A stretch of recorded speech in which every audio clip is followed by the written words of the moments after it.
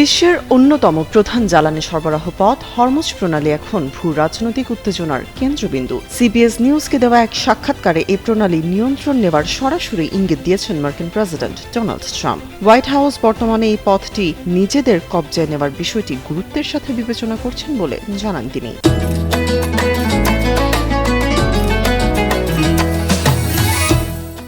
Iran, Israel ও যুক্তরাষ্ট্রের মধ্যে সংঘাত শুরু হওয়ার পর থেকে এই প্রণালী দিয়ে বাণিজ্যিক জাহাজ চলাচল কার্যত স্থবির হয়ে পড়েছে। উল্লেখ্য, বিশ্বের মোট তেল সরবরাহের প্রায় 1/5 এই পথ দিয়ে প্রবাহিত হয়। যদিও ইরান আনুষ্ঠানিকভাবে এখনও প্রণালীটি বন্ধ করেনি, তবে তারা স্পষ্ট হুঁশিয়ারি দিয়েছে যে কোনো মার্কিন বা ইসরায়েলি ট্যাঙ্কার এই পথ দিয়ে যাওয়ার চেষ্টা করলে তাতে হামলা চালানো হবে। প্রেসিডেন্ট ট্রাম্পের এই বিতর্কিত মন্তব্য এমন এক সময় এলো যখন বৈশ্বিক জ্বালানি নিরাপত্তা নিয়ে চরম উদ্বেগ বিরাজ করছে। বিশ্লেষকরা মনে করছেন, যুক্তরাষ্ট্র যদি সত্যিই জলপথের নিয়ন্ত্রণ নেওয়ার চেষ্টা করে, তবে মধ্যপ্রাচ্যের যুদ্ধ এক ভয়াবহ রূপ নিতে পারে।